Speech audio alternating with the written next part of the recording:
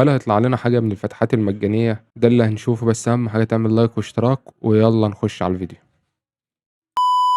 السلام عليكم، ورجعنا لكم بيوم خميس جديد في لعبة اي فوتبول. وأول فتحة مجانية نجربها على راؤول. طبعا راؤول له وسط 50 لاعب، ف مستحيل احنا نجرب فتحات مجانية. يعني في كام فتحة مجانية كده، وهنفتح فتحة ب100. عارفين احنا لسه فقراء، يعني ما حلتناش حاجة، فنجرب. بسم الله. طب اللي بعده، هما بيشوقونا في فتحة لكل باكج. ماشي. طبعا مفيش حاجة هتيجي، بس مفيش حاجة جاية، بس هو لعل وعسى. ما علينا. اللي بعده. ياه. بص على اللعيبة برضو كده، نشوف كده. 100 لاعب. سمي الله ونفتح.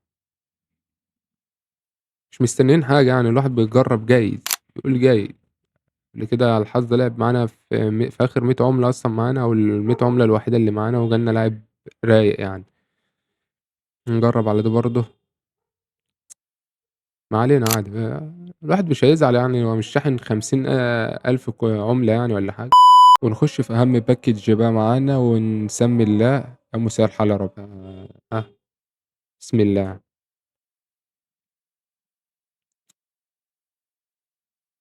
بس احنا هنحاول نجمع 100 عملة كده ونجرب، يعني هي خبطت معانا في باكج قبل كده. 100 عملة بس. نجرب بال100 عملة.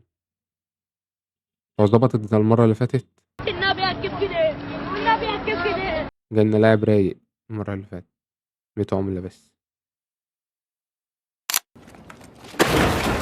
ما علينا ما علينا. نجرب لاعب هنا.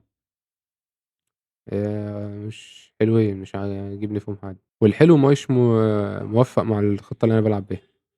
فعادي. أي حاجة أنا راضي بيها. حلو. بسم الله ما شاء الله، طلعنا لاعب جامد. وبس كده، وهي دي الباكجات المجانية. أشوفكم فيديو جديد. متنسوش تعملوا لايك واشتراك. سلام.